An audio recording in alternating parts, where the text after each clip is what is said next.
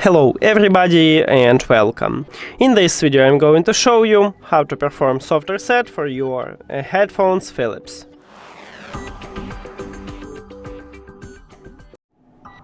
Firstly, you need to locate power button, what located at the right ear cup, at the top of the right ear cup. Here we go. So firstly you need to press and hold it to turn off your headphones. So press and hold. Here we go. And now these headphones are disconnected from the phone. We have this information at the device list.